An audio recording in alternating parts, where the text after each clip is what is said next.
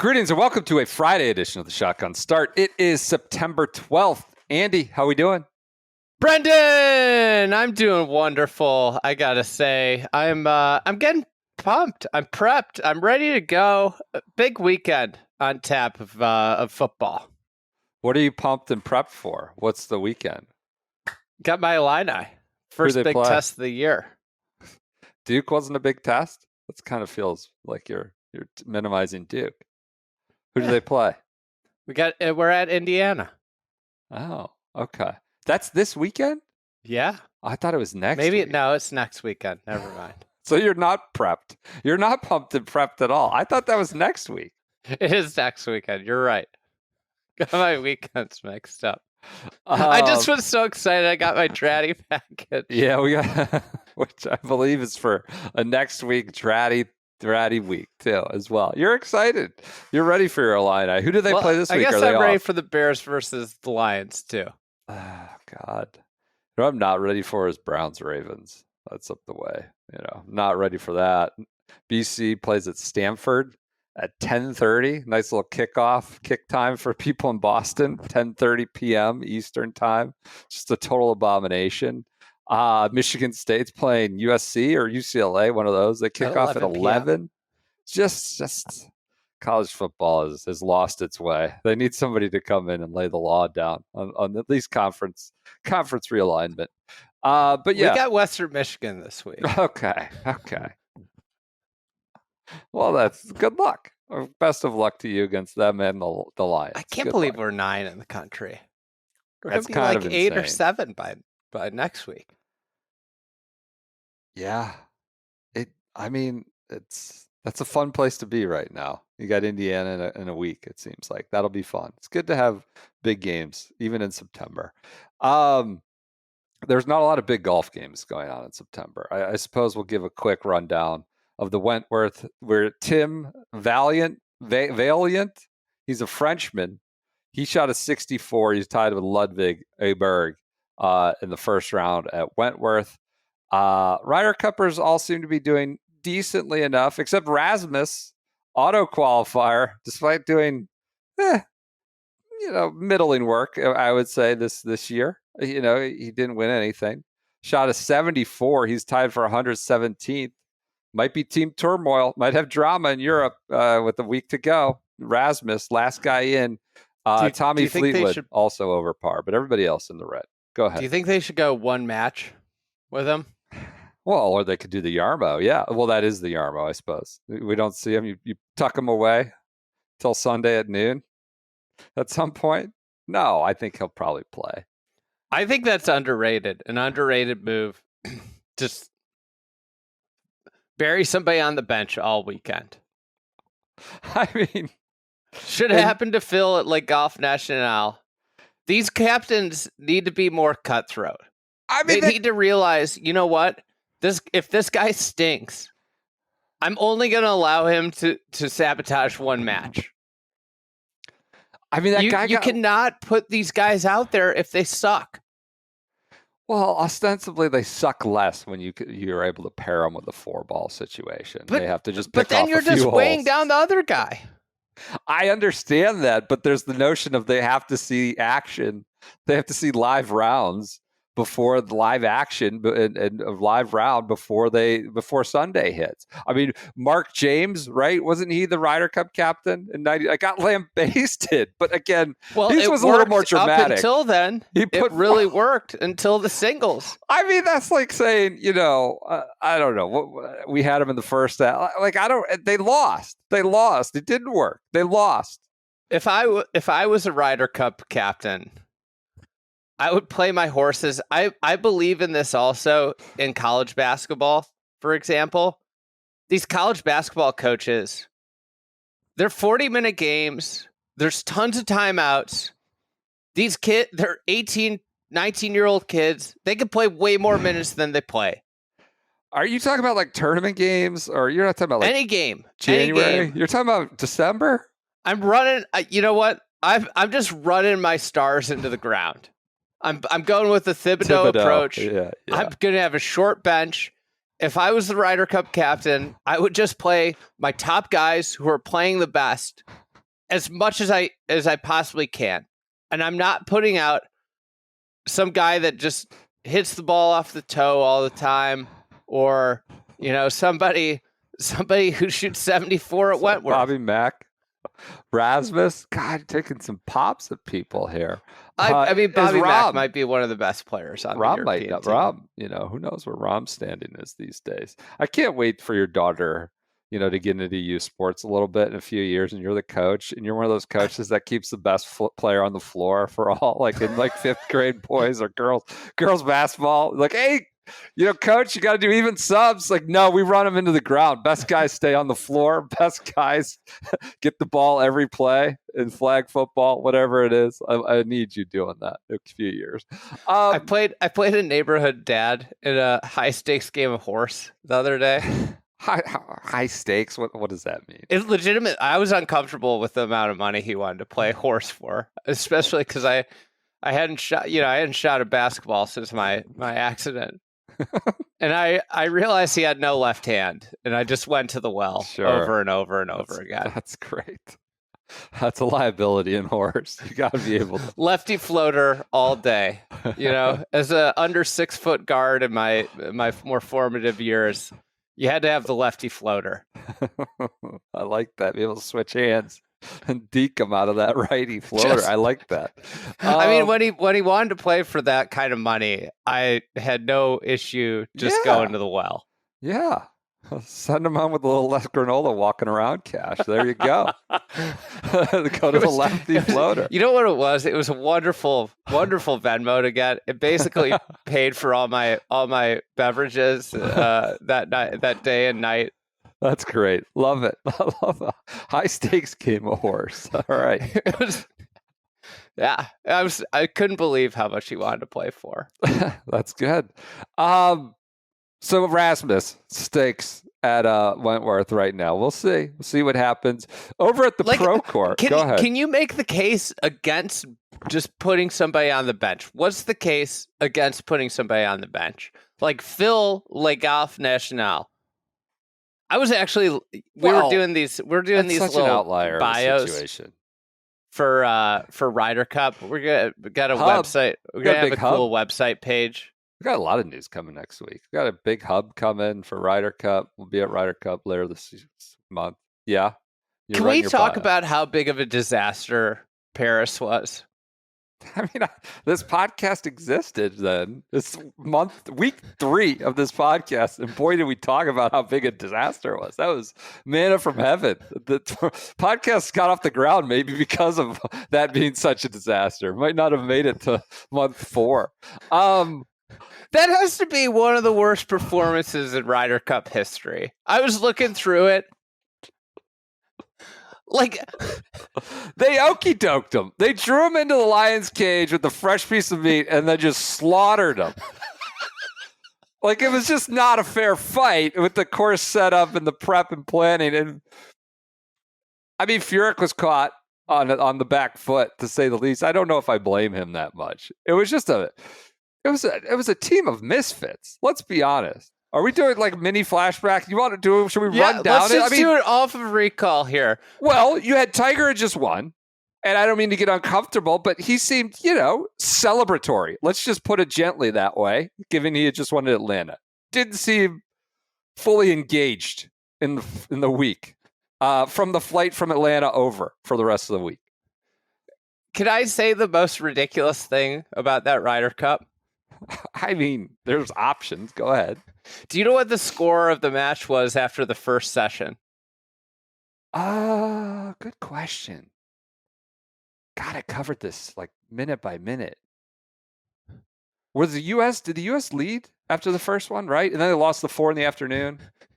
U.S. was up 3-1 after the morning session. Okay. And then Europe went on a 7-1 run. That's right. Because you brought Phil. That's what I'm saying. He's the you can't of the play these man. guys. If they stink, don't play them. God, it's the easiest way to tank. They brought Bryson went 0-3. Phil was unplayable. Honestly, Reminds me of like coaching grade school hoops. Like you just throw your guys out, try to get a lead, and then there's a kid who can't tie his own shoes. At the end of the bench, he comes out and you lose your lead immediately. Phil was horrible. You have Justine talking to the press, walking around the grounds.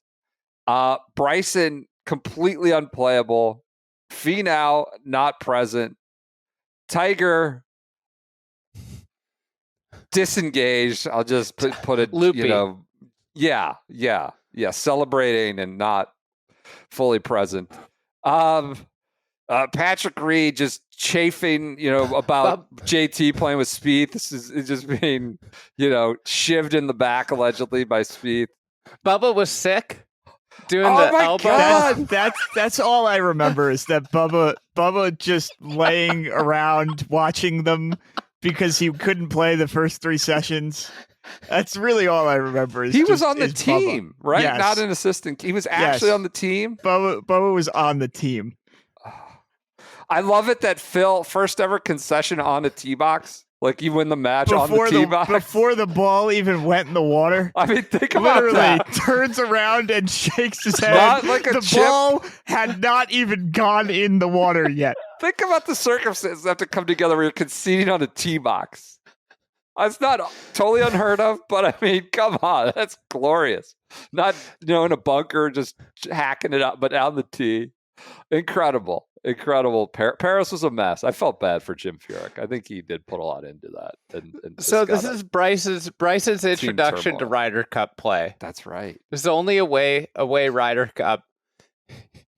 His first session, he has to play alternate shot with Phil, right? With Phil, who cannot keep the ball on the planet. So if somebody can't keep the ball on the planet, the worst thing you could do is put him out an alternate shot. God. Because you just can't play with somebody who can't keep the ball on the playing field. Best ball, you could just play your own ball conceivably. So he loses 5 and 4. I want to say there was Sergio one and Noren. Yeah. So then the next day, they sent him out again, an alternate shot. And who do they pair him with? Disengaged Tiger Woods. Bryson? Oh, God. And they go up against Mollywood. Oh, just a slaughter. And they lose 5 and 4 again. Thomas Bjorn just like a pig in shit. Just watching these guys just fall right into the trap. There was one Phil miss. I'm just going off the top of my head. That was so bad. I was cackling out. He hit it into this how they put the merch tent just in the middle of a field because they hit it somewhere where there was not conceived play was not conceived of, or he missed it on the wrong side of a hazard, crossed over the lake to the bat. Phil was a disaster. So was Patrick Reed. Let's be honest. He did a lot of carping to Karen Krause in the New York Times the Sunday or Monday after, which was great content. But he was terrible too. Blame Tiger Tiger apologized to him. You remember that? Tiger apologized to me for having to, and he was bad. He was bad himself. That was a great one. So what were you writing that this ginned up? Who are you talking? Who are you focused on when you're writing your little player profile for the Ryder Cup? Well, a couple people came up in 2018. Okay. Bryson being one of them. And you just look at the U.S. records from that one. And you do these. Obviously, this is all-time Ryder Cup season records. Everybody will be like, this is their. But then when you drill into individual ones where they're just complete disasters, likewise, Whistling Straits for the Europeans was a nightmare situation. So now, a lot of the players on that team are not on this team, but Victor Hovland went 0-3 at Whistling Straits. Roy didn't have a good week. Was Rahm on that team? Rahm was the only one that played well, and then Scheffler took him out to the back on Sunday. One of my lasting images of the Whistling Straits Ryder Cup was John Rahm's dad just being a lunatic inside the ropes. What was he doing? Just cheering. Oh, okay. He seems like a decent fella. I don't know. He does seem like he's very passionate. Yeah. Seemed like a good guy when I walked with him at the Masters. This brings me to a thing I've been pondering this morning. Keegan is out at the Procore, just riding around in a cart. I think this is kind of disrespectful. Decked out in full gear. Yeah. I mean, is this the Procore or is this just practice? It feels disrespectful to the world's #1 construction software and everybody associated with Procore that works their ass off for Procore. I wonder what Roll App thinks about this PGA Tour event being made a mockery for an event they don't own. A little dry run, a little playground. I mean, he's got a cart. He's just bobbing around. No, he's out there, and everybody's basically paired together, minus Bryson and Xander. It's kind of I forgot that Rahm played in 2018. He was a baby then. He was on. Oh yeah, that's right. He was tearing up. He beat Tiger. Yeah, 1-on-1, 2-1. Yeah, that's right. You know who else was a big win on Sunday? Who? You know, the gentleman took down a guy. Oh, he took 5 and 4 over Spieth. I think Spieth has like a halve in singles in Ryder Cup 5 Ryder Cups or something like that. I think he halved on somebody last time around. But yeah, the piss bear was with Rory, I believe, was paired with Rory at one point in that Paris Ryder Cup. Just urinating all over Paris, urinating points. So Keegan's bouncing around the Procore, and he did a few interviews, some good stories. The press is out there. Bob Harrigan had a write-up in SI. Paolo had a good article and ESPN. And, you know, on Wednesday, Keegan says he believes, quote, "It's the closest team I've ever seen." I mean, we just plug and play this in every time, and it might be, but we're now the boy who cried camaraderie at this point. How am I supposed to believe this? We've heard this in Rome, and I guess I believe it then. You know, Max Homa and Cantlay, I was like, this is literally the closest. All this stuff about team turmoil is bullshit. You know, people are complaining about, you know, guys who want to get paid, who don't want to get paid. No, we're the closest we've ever been. That might have been true. Now we're saying it again. I'd add Keegan. How many has Keegan seen? He's only seen 2. You know, it's the closest team I've ever seen. Is that a fair point? Well, and also I'd just like to point out that I can't imagine any team that included Phil and Tiger were going to be close. Could ever be. It's like they just diametrically couldn't be close because their 2 best players didn't like each other and probably drew lines down the sand, you know? Yeah. I find it nice that they're all out there. It seems like they're there purely as a team building exercise. I'll say the leaderboard is downright Procore, downright Frizy, downright fall PGA Tour golfy. It's very early. It's 11 a.m. It's 11 a.m. That's fair. I'm just going to choose to believe this is where we'll be Sunday afternoon. Mackenzie Hughes, McCarty, Lanto, Jackson Quaven coming in there late. Davis Thompson, David Skins, one of my favorite names in golf. Anders Albertson, or you call him Anders, I believe. Jonathan Bird, who, you know, come on. He's just 1 foot on the Champions Tour. 1 foot. How's he even in the field? He got in on his own number. Chad Ramey, who I couldn't, you know, Matt Kuchar, your guy, is in there. It's because the Giants are hot. You know, the Giants are vying for playoff baseball, and he's trying to pull him in there. What I don't see are any Ryder Cup players, but again, very, very early. It's just a delightful little fall golf leaderboard. Ridiculous that you even are going down the leaderboard at this point. I mean, I need content. There's not a lot to talk about. I think it's pretty amusing, the list of names. Tom Johnson's about to get on his horse. So Bradley said, you know, this week, he's used the opportunity to talk about potential pairings, quote, 90% of which are determined. So they're all set. He wanted the players to be together in the setting away from the pressure and demands of the Ryder Cup. Quote, "It would be unusual for me to have," this is from Scotty, "It would be unusual for me to have 4 or 5 weeks off before the Masters or the U.S. Open or something like that. So there's no reason that I should be doing that going into the Ryder Cup." I'll say this is exactly what they did going into the Ryder Cup last time around. Nobody played for 2 months. So In order to stay sharp, you can practice and you can do all you can at home, but there's something different about playing competition. I think just going to your Paris bit, the Rome bit, we tend to be like immediately reactive. Does that make sense? Like the team, Europe seems to just have like a North Star, and sometimes they get blitzed and taken to the woodshed, and sometimes they don't. But they just kind of have a North Star, have a process, and occasionally you might get a captain with certain proclivities or personality that throws things off. Whereas it feels like, I think this is the right thing to do. The U.S. just is like, oh, here's why it went bad last time. Here's why we're changing this time. Does that make sense? Like, it's just like a reactive on a 2-year cycle with a handful of names that remain the same. I think this is the right thing to do, but it seems like they're doing it simply because of the disaster that happened in Rome when they were all off for a month and a half or 2 months. And Whistling Straits, it was different because of the disaster in Paris. And it's just they switch it up every 2 years, reacting to why it went bad the preceding time, when sometimes maybe it's just, they don't know how to win it, or it's very hard to win an away Ryder Cup.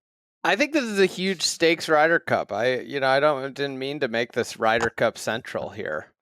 We're when you talk about Napa, we're here. I don't know what we're going to do next week, but or the week after. Maybe we'll just talk about football next week. We could do that. We'll save a take. If you got a big take, this is just spurred off of your thinking. This is a high stakes Ryder Cup. I'll tell you why. I think Adair Manor is like as American can get in terms of the next European Ryder Cup. So, there's like a really great opportunity for one of the teams with this Ryder Cup to put the other one in a blender. Because if the Europeans win it, then all of a sudden they're going home, and it could be 3 in a row, and it could be back to kind of the chaos and the what's wrong with the American Ryder Cup team discourse that we had 10 or 8 years ago now. Yeah, Tom Watson seems like it's gonna be Tiger there, the Dare Manor. So what could go wrong with that too? Well, Tiger, Adair Manor. This is my point at the end of last podcast. I don't know.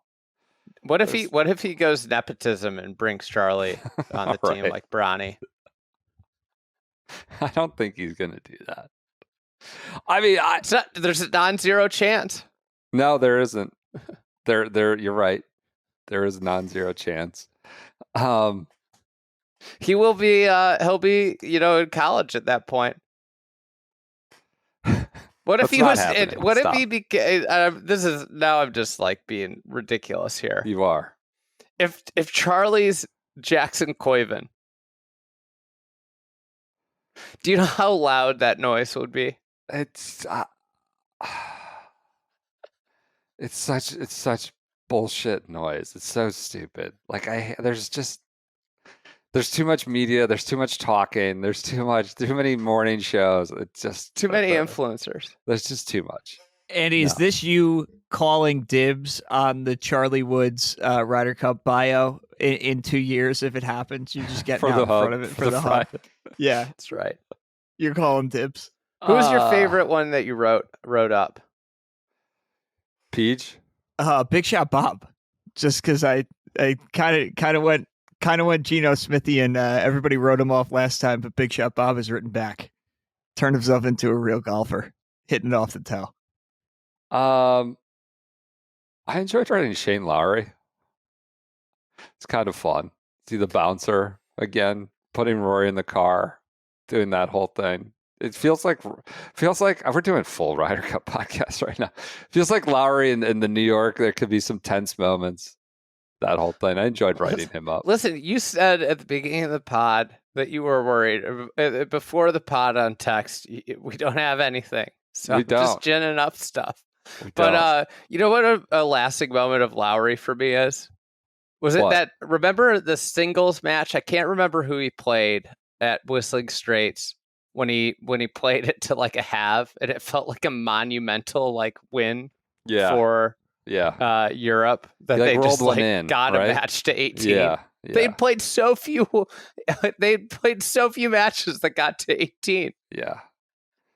Yeah. I did enjoy writing Colin because I mused if he would change caddies between sessions. It's got that little shot in there. Could you change from Friday to Saturday to Sunday? That was a fun one. But that'll be up next week. I just, I was bummed. When I was writing Bryson, I wanted to lead with the first ever YouTuber to play in the Ryder Cup, but Tommy's. So I went with the most popular YouTuber in the Ryder Cup. You got to qualify that. Pretty good. Pretty good. Are you worried about anyone in particular? Is anything going to change this week? Wentworth, Erasmus, anything on the American side, Procore, anybody that on the American side? Yeah, Colin. Yeah, I'm worried about a lot of things about the Americans. I'm worried this dignified group of pampered Fs. Oh, come on. Could see the Long Island crowd turn on them. I mean, there's a long history in the modern era of host venue staff rooting for the European team after they met both sides of the teams. Like where the people that work at the course quickly decide, you know what? I'm rooting for the Europeans because they're just better guys. I gotta after serving or making coffee or whatever it is, or range picking, something like that. They're like, I want the Euros to win. So honestly, I'm worried about PJ's people deciding whenever the inevitable story leaks of how much these guys are getting paid this week, whenever that story leaks, because it's going to leak, what the number is. When that leaks, I could see there being, if they get slow out of the gates, maybe the crowd just turns and roots for the Europeans. Is that's what I would be most worried about if I'm Americans. Then you walk away if you lose and the crowd turns against you. I mean, Ben Johnson got booed in his first game at Soldier Field. You look around. Things have happened. You look around right now. Mets stink. Might be dead in 2 weeks by the time Giants this happens. are tracking them down. Yankees stink. Might be dead in 2 weeks by the time this happens. The Jets and Giants probably won't have a win by the time this happens. This is going to be a hot button topic for the New York sports crowd. Jalen Brunson is going to be out there podcasting. Yeah, things might. It's going to be an angst. There's going to be some angst. There's going to be some angst for sure. It's an interesting dynamic. I think there's a lot of patriotic fervor, but we'll see. We'll see. It can turn quickly. Do you think the number's going to leak to somebody? What do you mean leak that they're getting paid? It's out there that they're getting $400,000, a portion of which is going to charity, a portion of which is going to, I don't know, a new roof. I don't know, on their houses. Maybe request will leak what they were asking for. Yeah, might. Guys with sterling. Because I don't think they were asking for what they got. Red, white, and blue, sort of, Yeah, bleed red, white, and blue, but only for a price. Is that what you're saying? Might come out? Okay. All right. Well, it's interesting. It's an interesting dynamic. We'll see what the crowd does. But I know one thing the crowd will love and be in just crawl over each other to support and get to whenever they could. And that's clubchampion.com. PJ, can you look up where the Long Island Club Champion location is? Because I know they've got hundreds of locations nationally, internationally, and you can find one at clubchampion.com. You can also go to the URL clubchampion.com/fried egg, and you get a free driver or iron fitting with a club purchase using the promo code fried egg at the website. The promo code is fried egg, one word. So you get a free iron or driver fitting with a club purchase. It's really close to Bethpage. Really? There we go. You can hit up the TrackMan and Sam Putt Lab in every studio. They've got a new AI fitter co-pilot in every store that helps fitters get to the ideal club faster by analyzing over 40 million swings per month and suggesting ideal heads and shafts. I like that. If they can get to it faster, I'm not wearing out my back with a little AI co-pilot, whatever this thing is. I'm in on that stuff. Only Club Champion calibrates their in-store technology with their build shop technology to ensure there are no build discrepancies. They build the exact club you fall in love with. I always wonder about that. It's like, this is what I like, and then they mail it to you, a month later, and like, God only knows, I'm none the wiser. I'm not some gearhead. I have no idea if they're giving me exactly what I asked for or what I fit to. One Bench Builds. The same master builder will build every club in your order to ensure consistency, and a rigorous QC process contributes to that perfection as well. You go to clubchampion.com/fried egg. Again, the promo code is fried egg to get a free driver or iron fitting with a club purchase. I commend that to all the Long Island golf fans. Other news, we're early in Procore Wentworth. Greg Norman says farewell. I thought he did already, but this is a second bite of the apple, a second swan song, a long Instagram post full of spelling errors, which was great. He said the players and fans never wavered, but spelled it like a waiver you sign instead of wavering. Pretty good. He announced he's officially left Live Golf. It's been an incredible chapter, and I'm so proud of what we've accomplished. My commitment to do what was and still is the right thing for golf, the players and the fans never wavered. Again, misspelling wavered there at the end. So he's gone. I thought he was already. Nice sentiment, though, on Instagram. Walker Cup ratings are in. They weren't good. They just weren't, opening weekend of football. Not tough task. What did they come in at? They were sent to me because someone didn't want to publicize them because they were so paltry. But it was 108,000 on Saturday night and 132 on Sunday night. This does not include the Peacock numbers of mid-afternoon. So does it include the app numbers? No. What that about was never caffeine? Does it include the caffeine numbers? No caffeine, no Facebook video impressions baked in there. 132,000, 108,000. Look, I mean, that was never going to be a big monster of a thing. They're not marketing it to be a big thing.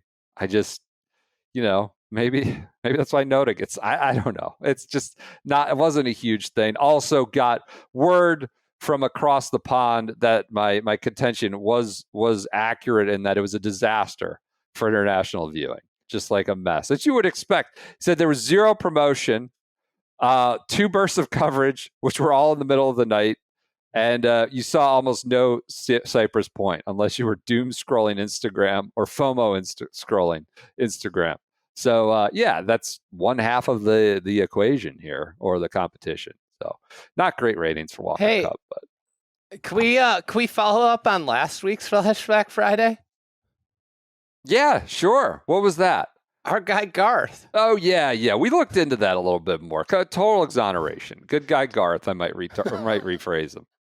Good guy Garth. Legend, totally legend of Ireland and exonerated. Somebody just sent $60,000 of cocaine to him. Yeah, he got jammed like with a capital J. Let's just put it that way. Set up. Good guy Garth got set up. Got jammed. Just so it wasn't alleged as we outlined, and got set up. You've never been jammed until $60,000 of cocaine shows up at your door. So when someone takes your parking spot next time, you can't use the word jammed. You gotta wait till then you have the real scale. All right. Other news. I'd like to point out that in the moment he said, "I'm totally innocent and will be doing anything I can to clear my name." Hopefully, this clears his name too. Yeah. An Irish amateur royalty. So good guy, Garth. Other news in Ireland. We'll stay in Ireland. Irish Open is going to trump Doonbeg. The European Tour released their schedule for all of next year. It's pretty much the same deal. A lot of all these swings that I just can't keep track of. The Asian swing, the leadoff swing, let's just fill the gaps between whatever, the Masters and PGA swing. But a lot of swings. The Irish Open, though, is a notable change or it changes every year. But Trump Doonbeg announced going there. Trump getting just getting a bounty of events. Remarkable, really. Welcome Doral, back. Aberdeen. Think about where we are now versus where we were when they announced they were moving Southern Hills. Yeah, it's interesting discussion. I was told that that one was slotted or slated or being pushed for Sligo, but it's very remote Sligo. Maybe not enough room to land private jets or a convenient place to land the private jets, and it was moved to Trump Doonbeg. Other news: slow play penalties at the Sahali College event. Brentley wrote this up. Brentley just an absolute machine gunning content out. 15 strokes worth of slow play penalties. Love to see that. Just absolutely. Jim Moriarty, I guess, was the rules official, just crushing guys. And there was a lot of confrontation about it. The North Carolina guy was pissed off about it. It just seemed like a kind of a mess of slow play penalties up in Sahali for that. Other news. We had a YouTube commenter. I want to give full attention to all our fans, or not fans. God, we're just nobodies. Listeners, whatever, people entertained by this. All platforms on YouTube. There was a comment. Reporting from the ground is what I'll call it. I was at the Yankee game on Saturday against the Blue Jays. This is from, I forget his name. Damn it, I didn't write it down. He said Derek is his name. Derek Pina or something, or Pina. Yep. I was at the Yankee game on Saturday against the Blue Jays. Don Rea one-bounced it in. The form looked good, but just nothing behind it. It's just a great characterization. We need eyewitness good form, accounts. Nothing behind it. Didn't see any Ryder Cup Yankees hats. Not sure who got the Ryder Cup Yankees hats were the giveaway on Sunday, and then they're doing it again the week before, I believe. Okay, we should send you to go get one. I don't want to go there. The Bronx? Yeah. You could go watch Tony Volpe play his last games. Nobody wants to go. Yeah, if Anthony Volpe showed up at the Ryder Cup, that would be a good way to get the crowd to turn, for sure. That would be a good. The Europeans should have him out. Who's like the Mets version of that? Not current player, but like just an all-time like Mets villain. Jason Bay was like a historically terrible Met. Yeah. Historically terrible. What was his name? Jason Bay. He was on the Pirates and the Red Sox. Bay. B-A-Y. Like the Bay Area. Not Dayman! Fighter of the night, man! I actually didn't see that coming. I can see him fumbling for the button. You didn't see that, PJ? God, he asked for clarification. Just trying to find the button. You got me there. You got me. I actually didn't see that one coming. I thought you said Jason Day. I was like kind of zoning out, and then I heard it. I was like, wait, what? Oh, yeah. That's good. Jason Bay. Bring him out. Let's go to Best Day Brewing golf advice. I've been crushing the Best Day Brewing. I almost had one for lunch today, Electro Lime. I was like, I don't need it. The good thing about these, I've had these the last 3 nights. Like, this is someone who put a lot of time into creating a good, I had a Kolsch last night. What did you think of the Kolsch? I love the Kolsch. I got firsthand account from a friend who got it, who was like, this stuff is amazing. He had it all day on Sunday during Cypress. The Kolsch's were his big ones. He got into that. So I've had the Kolsch's, Electro Limes. I got to say, I steered away from the IPAs. There's Hazy IPA and West Coast IPA. Well, I dug into those the last 2 nights. I was just worried, is it like a ton of calories and carbs? It's not. It actually has fewer calories. They're all like 75 or below. 55 calorie IPA. So good. You're not just putting like a brick in your stomach, it's just great. And then you don't feel worse the rest of the next day. I've been killing it. It's a great alternative for that like habit forming stuff. Like, I've worked my day. I've busted my ass, kids, family, all this stuff, work. You want a beer, you want a drink, go to the Best Day. at least middle of the week, or Zebra Stripe if you want. But go to bestdaybrewing.com. We have a promo code, FriedEgg20, gets you 20% off your first order at bestdaybrewing.com. That's FriedEgg20. It's excludes subscription orders, which you can become a subscriber if you want to just keep it flowing at bestdaybrewing.com. These all taste remarkable. No BS just because they're a sponsor.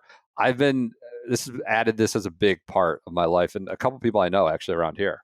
It's a classic ad read for you. No BS. I know. I'm just telling you. All right, let's go to golf advice from Best Day Brewing. After an audio hiccup that has PJ, and maybe not in his best day, my apologies. My cords were on the fritz over here. Best Day Brewing golf advice. All kinds of cords problems. First one, this is off our stories from Cypress Point last Friday. The subject line is #HedgeBoy at Cypress Point. 25 no kids not interested in fighting. Hey guys, love the pod. I've been listening since I rediscovered my love for golf in college a few years back. As I'm listening to the episode leading up to the Walker Cup at Cypress, the story of BP's first tee shot over the hedges brought back a core memory of my young golf life.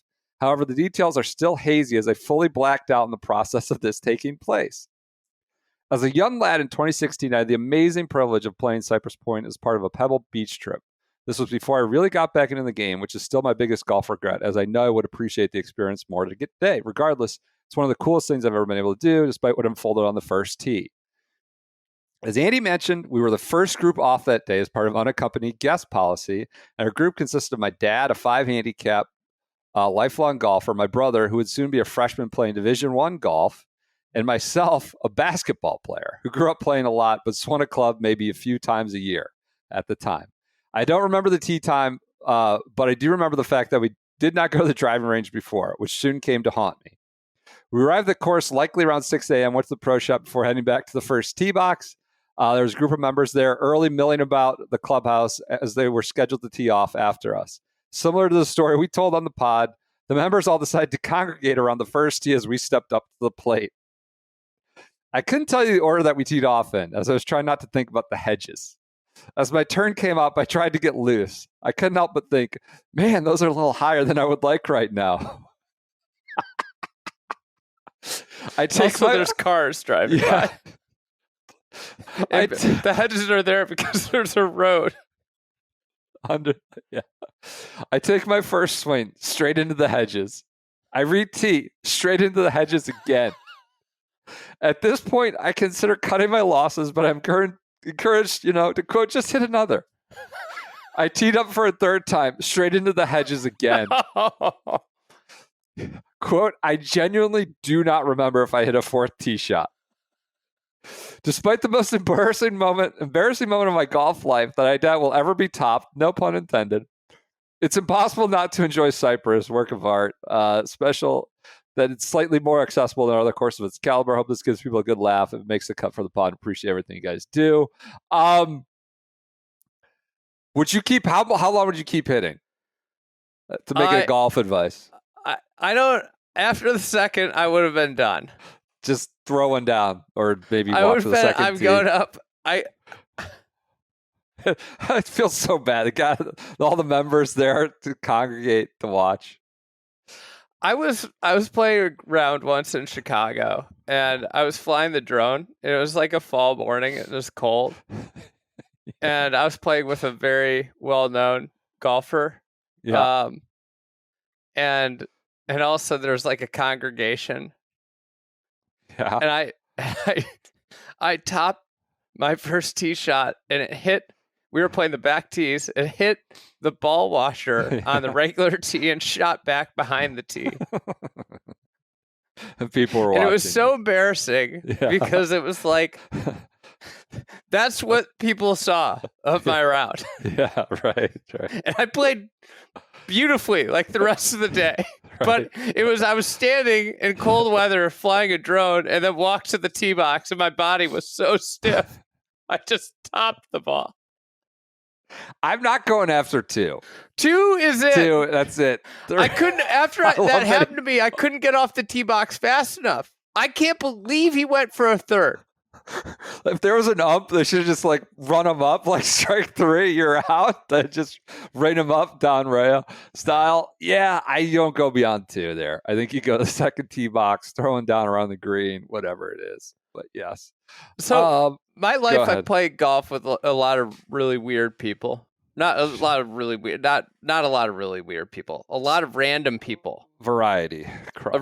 And most of them are delightful. Yeah. This story is about the weirdest person that I ever played with. So it was pretty close to Cypress, actually, this round. And I was playing with a PGA Tour player. I think I've heard this. Yeah. And we get to this golf course, and the guy, like, immediately, he was a strange duck, like, very odd. And not the PGA Tour player, this other guy in the group. The host. Okay. And he was very excited to be playing with a PGA Tour player. And he invited a fourth. And we eventually found out he was a German fella, and we eventually found out that he met him that morning in line at Starbucks. The fourth that he invited. Fourth.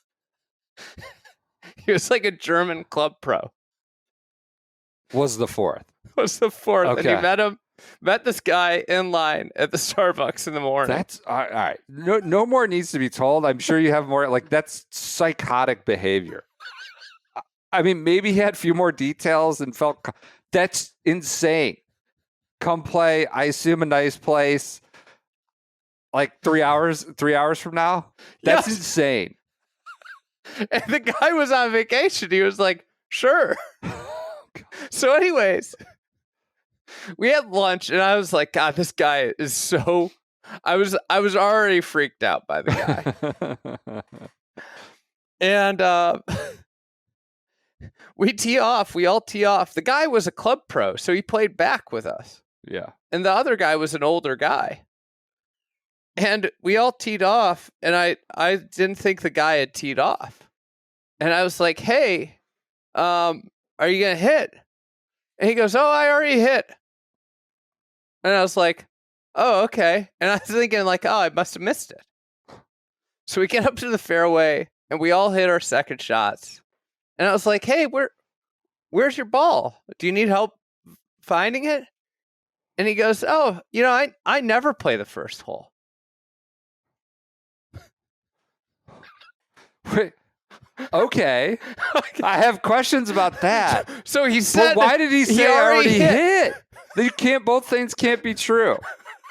So anyways, the German guy. Why does he not play the first hole? Let's stop. Can we talk about that too? Well, at this rationale? point, I accepted it, and I'm moving questions. on. All right. I had gotten to the point within an hour of meeting this gentleman that I didn't really want to ask follow-up questions. All right. Okay. So we get done. The German guy taps in for par on 1, and he goes, oh, I beat you. I'm 1 up. And we're like, after not playing the hole. huh? He goes, I made a birdie. Who is this guy? He meets him at Starbucks line. Is this like some Hunger Games? Like he's going to come out and just mess with them? Like I meet you 3 hours, come out. I'm going to put you in a torture chamber. I beat you without playing the hole. So anyways, the next hole ensues. He plays it. Once again, joins the proceedings. Once again, the German guy putts out, and he says something about beating him. Anyways, I get off to a really good start.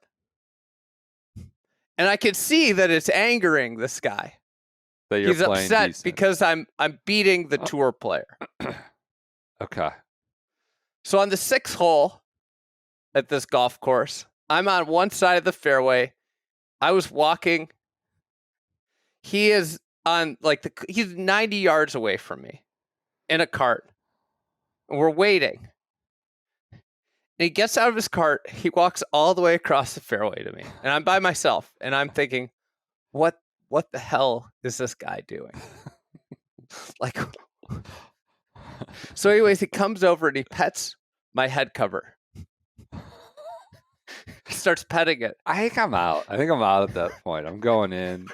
And he goes, "Oh, Castle Downs." And I Did you go, say "Oh, Castle? Castle Downs." I go, "It's actually Crystal Downs. Have you been?"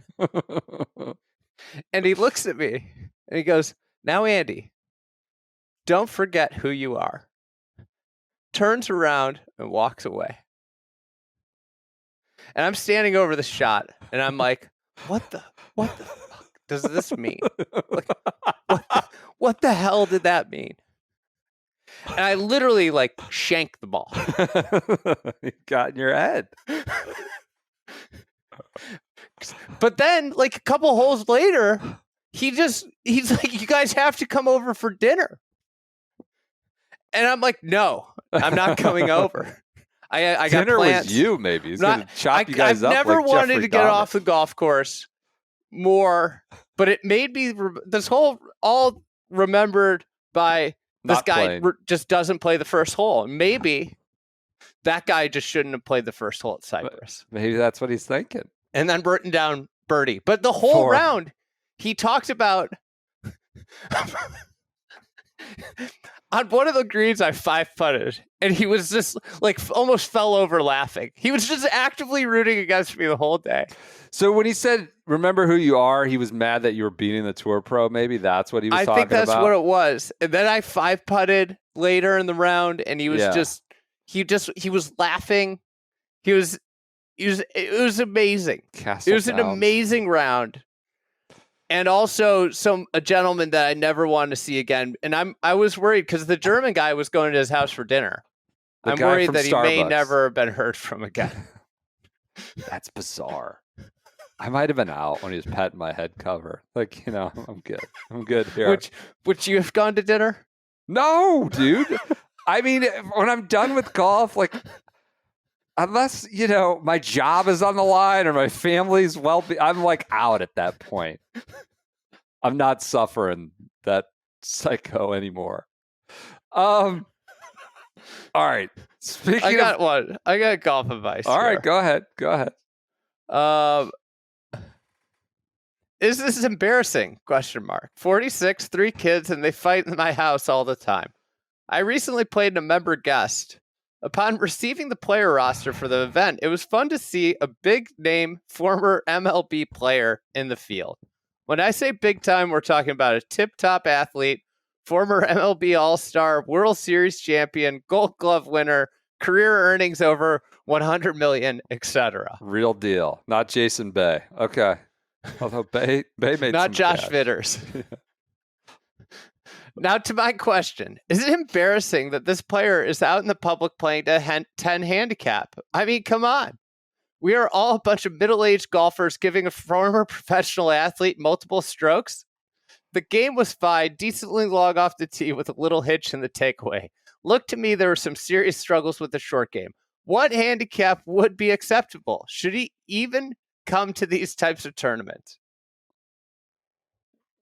What? It's not a home run derby. It's not a take the ball the other way contest. That's what I would say too.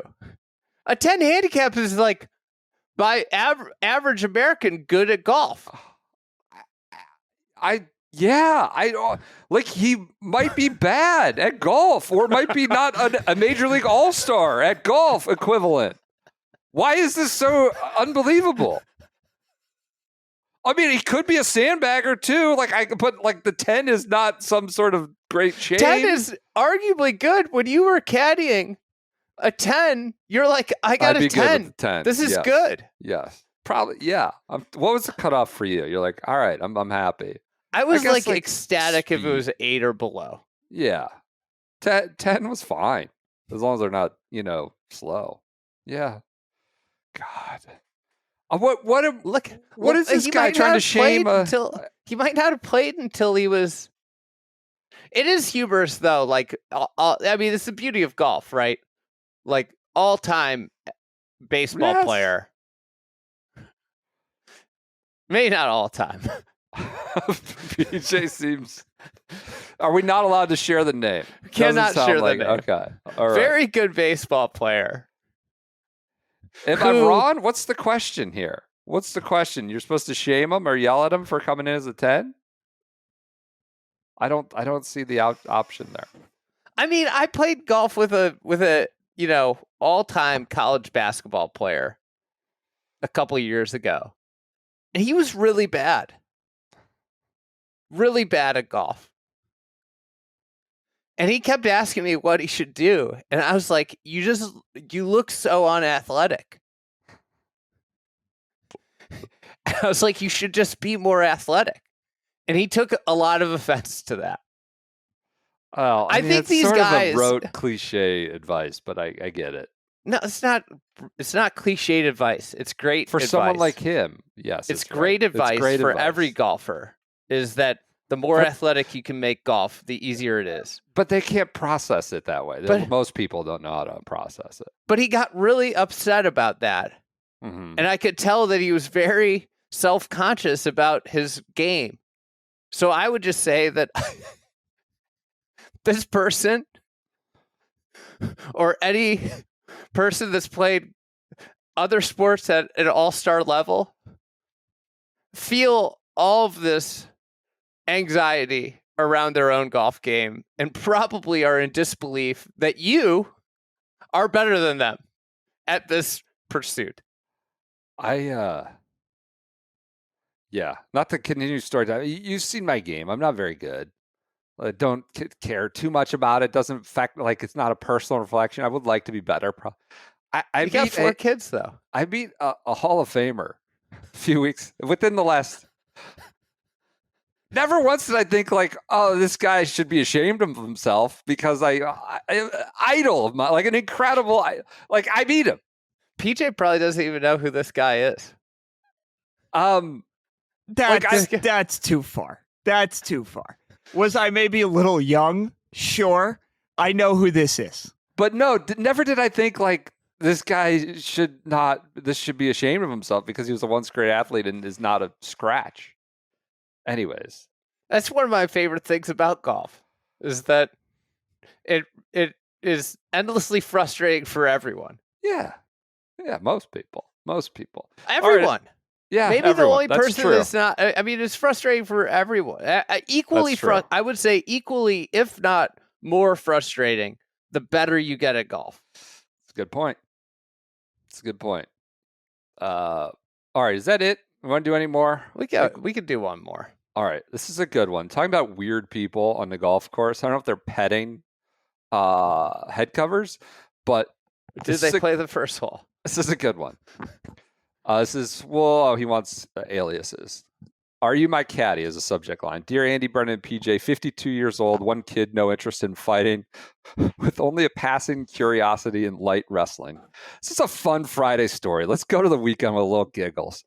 I never thought this would happen to me, but after listening to you guys as my consistent commute buddies for the past 5 years, I figured you were the only ones who could make sense of this situation.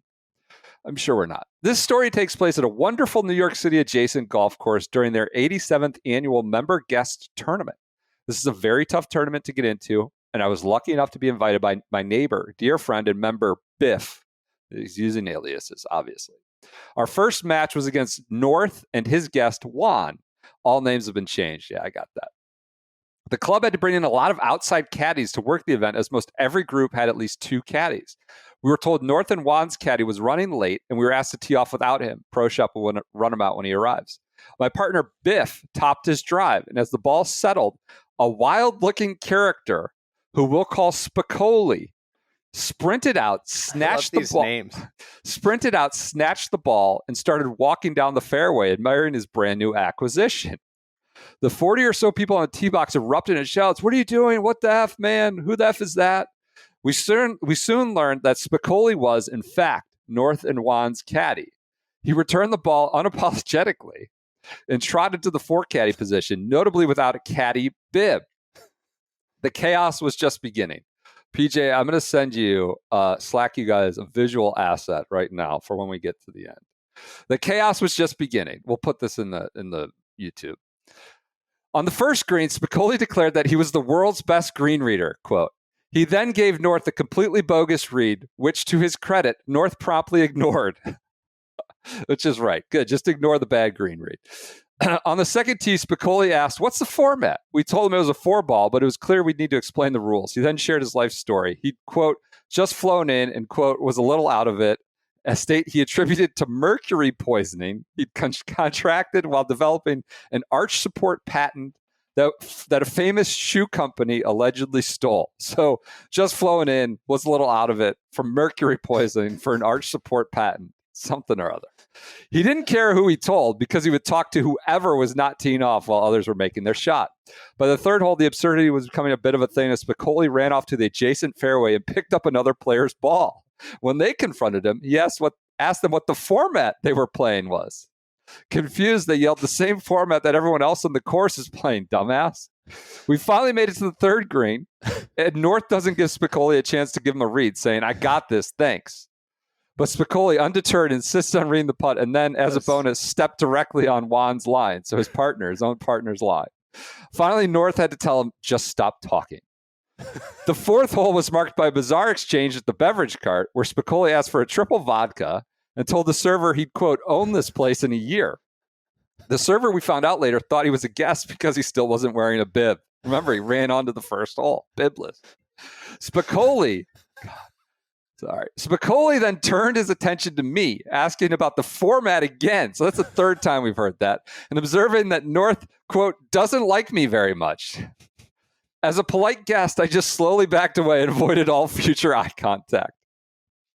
On the fifth hole, a sudden blessed silence descended. Where's Spicoli? We looked around and saw him quietly approaching a herd of deer on the adjacent sixth hole. He then lay down and started making what I can only assume were deer noises. The attached picture, and we have visuals, so I would not believe this email, I don't think, until he submitted visual evidence. The attached picture shows the deer looking equally baffled. It is amusing. This deer with his antlers is just staring at this dunce laying in the field. The deer looking right at him is hilarious. Deer looking equally baffled. As Spicoli was communing with nature, North and Juan called the pro shop to have him removed. So here's the advice I need. If you're North and Juan, would you have sent him home earlier than if you're Biff and I? Do you try to keep Spicoli around for as long as possible just to see what happens next? I think this is a guy.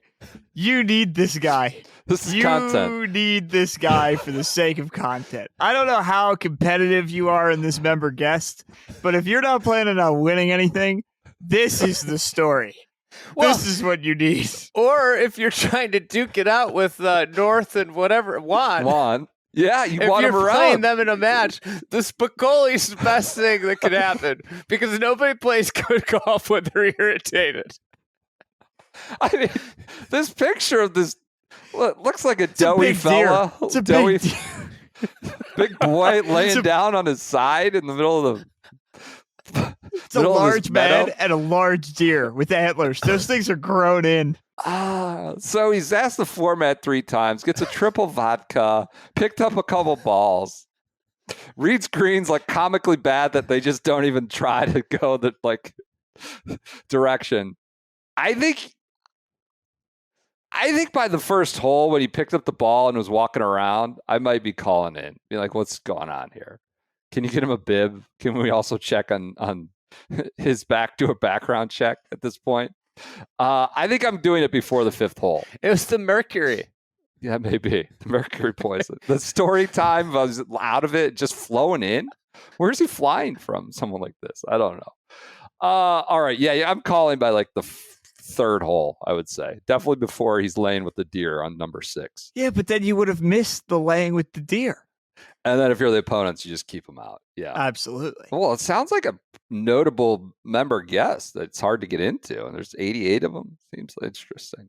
All right, that was it. sgsgolfadvice@gmail.com. We're loaded up. Stories about weirdos. We're going to be doing this all fall. SGS Golf Advice. All right, everybody enjoy your weekend. The Ryder Cup comes soon, but take a break. Enjoy the football. I'd recommend just go relive that Paris Ryder Cup. There's so many good Easter eggs in it. Very good. All right, we'll talk to you guys on Monday.